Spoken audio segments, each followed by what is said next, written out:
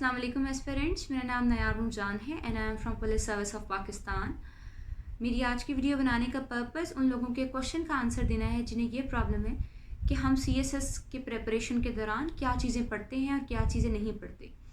सबसे पहली बात तो ये है कि एफपीएससी ने अपनी वेबसाइट पे एक सिलेबस दे दिया है और वो आपसे एक्सपेक्ट करता है कि आप जो भी नॉलेज कन्वे करते हैं वो सिलेबस के मुताबिक हो। ये ज़रूर होता है कि पेपर में अनसीन क्वेश्चंस होते हैं, लेकिन वो कहीं ना कहीं सिलेबस के किसी न किसी टॉपिक को टच ज़रूर करते हैं। आप ये देखें कि आप जो मिस्टेक करते हैं सीएसएस की प्रिपरेशन के दौरान वो ये है कि आप वो किताबें पढ़ते हैं जिनका सीएसएस के सिलेबस से कोई लिंक नहीं होता। इसलिए इस क्वेश्चन का जवाब देना कि सीएसएस में क्या पढ़ना चाहिए क्या नहीं पढ़ना चाहिए, तो सबसे पहले हम ये बात करेंगे कि सीएसएस में क्या नहीं पढ़ना चाहिए। नॉवेल्स पढ़ने की कोई ज़रूरत नहीं है जब हम सीएसएस की प्रिपरेशन करते हैं, क्योंकि उसका एफपीएससी के सिलेबस से कोई ताल्लुक नहीं है। अगर मैं 40 रूल्स ऑफ लव पढ़ूँ तो ये मेरे लिए लेयर टाइम की एक्टिविटी तो ज़रूर होगी, लेकिन उसका एफपीएससी के सिलेबस से कोई ताल्लुक नहीं होगा। इसी तरह चार्ल्स डिकेंस के जो नावल हैं या फिर लिटरेचर के जो नावल्स हैं या फिर शायरी है, उर्दू शायरी, उसका एफपीएससी के सिलेबस से कोई लिंक नहीं है और ना ही पेपर में आपसे एक्सपेक्ट किया जाता है कि आप उस तरह की बातों को जो है वो कोट भी करें। डेफिनेटली अब हम दूसरी साइड पे मूव करते हैं। दूसरी साइड पे अगर हम ये देखें कि हमें सीएसएस में क्या पढ़ना चाहिए, तो एक अच्छी जो है वो आपका अच्छा स्टेप ये होगा, अच्छी अप्रोच ये होगी कि आप एफपीएससी के सिलेबस को ओपन करें। सिलेबस के जितने भी टॉपिक्स हैं आप उन्हें गूगल पे सर्च करें। न्यूज़ सेक्शन होता है गूगल में, आप वहाँ पर जाएं और न्यूज़ सेक्शन में सब के सब टॉपिक्स को सर्च करें। आपको अपडेटेड डाटा जो होगा वो वहीं से मिलेगा। अगर आप करप्शन पे कोई स्टैटिस्टिक्स फाइंड करना चाह रहे हैं या फिर आप चाहते हैं कि आप इंटरनेशनल इंडेक्सेस को देखें, पाकिस्तान की रैंकिंग्स को देखें, तो आपके लिए बहुत सिंपल है कि आप गूगल में सर्च करें, टॉपिक को लिखें और न्यूज़ सेक्शन को क्लिक करें। तो वहाँ पर एफपीएससी के गिवन टॉपिक्स के बारे में सारे करंट आर्टिकल्स जो हैं वो आपके सामने आ जाएंगे। वहाँ से अपना डाटा कलेक्ट करें और नोट्स मेकिंग करें।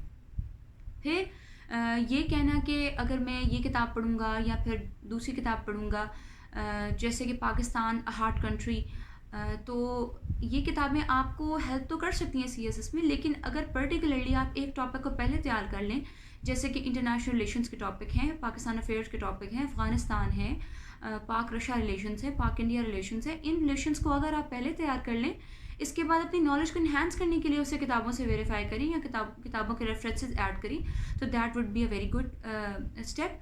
लेकिन अगर आप यही करते रहें कि आप वो चीज़ें पढ़ते हैं या वो किताबें पढ़ते हैं जिनका एफपीएससी की वेबसाइट पे गिवन सिलेबस से कोई ताल्लुक नहीं होता, तो वो आपको किसी किस्म का एडवांटेज नहीं देती, एक्सेप्ट इसके कि आपको लगे कि मैं एक्सप्रेशन इंप्रूव करूँ।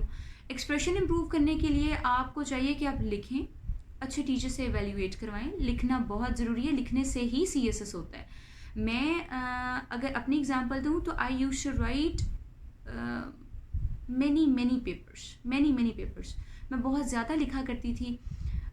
कभी खुद को खुद ही एवेल्यूएट कर लिया, कभी किसी सीएसपी को अपना ऐसे सेंड कर दिया कि आप मुझे एवेल्यूएट कर दें।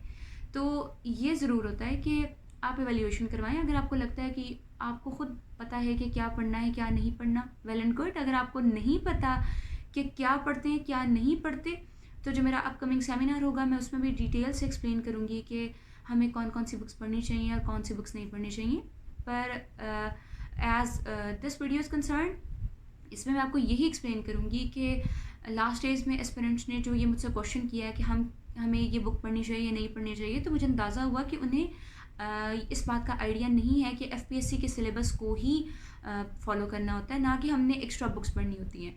जो स्टोरी बुक्स होती हैं, जो कि फिक्शन हैं या फिर साइंस बुक्स हैं, जिनका एफपीएससी के सिलेबस से कोई लिंक नहीं है, उन्हें पढ़ने का कोई फ़ायदा नहीं है। हाँ, अगर जनरल साइंस एंड एबिलिटी के लिए आप यूट्यूब की वीडियोस देखें, आप स्पेसिफ़िकली उस टॉपिक को सर्च करके उसकी डिटेल्स देखें, डायग्राम बनाना सीखें, तो ये बहुत अच्छी बात है। लेकिन बेवजह किताबों को पढ़ते जाना आपके टाइम का भी ज़िया है और इससे आप रिविज़न भी नहीं कर पाते। एक्चुअली सबसे अच्छी बात ये है, ये सबसे अच्छा जो आपका अमल होना चाहिए वो ये होना चाहिए कि आप सिलेबस को अपने सामने रखें और सिलेबस को सामने रखकर फिर हर टॉपिक को सर्च करके उसके प्रॉपर नोट्स बनाएं। इससे ना आपका टाइम वेस्ट होगा और ना ही आपको कोई भी प्रॉब्लम पेश आएगी जब आप पेपर में बैठेंगे। आई होप कि अब आप वो चीज़ें पढ़ना छोड़ देंगे, वो किताबें पढ़ना छोड़ देंगे और वो टॉपिक्स भी पढ़ना छोड़ देंगे जिनका सीएसएस से कोई ताल्लुक नहीं है, if you are preparing for CSS. और आप ख़ास तौर पे 2022 या 2023 में अपेयर होने वाले हैं। आप अगर लेयर टाइम में किताबें पढ़ना चाहें, शायरी पढ़ना चाहें तो वेल एंड गुड, अच्छी बात है। मैं ख़ुद भी अपने लेयर टाइम में जो है वो शायरी को पढ़ती हूँ, डिफरेंट नॉवेल्स को पढ़ती हूँ। लेकिन when I was preparing for CSS, smart work यही है कि आप वही पढ़ें जो कि आपको लगे कि yes it would be there in the paper. ठीक है, मुझे उम्मीद है कि आप वो चीज़ें नहीं पढ़ेंगे जिनकी ज़रूरत नहीं है, और उन चीज़ों पर फोकस करेंगे और उन आर्टिकल्स पर फोकस करेंगे जो कि आपके सिलेबस से लिंक्ड है, ताकि आपको प्रिपरेशन में भी हेल्प हो और वहाँ जाकर आपको सब जो डोमेन्स है क्वेश्चन की वो भी आती हो। Thank you very much.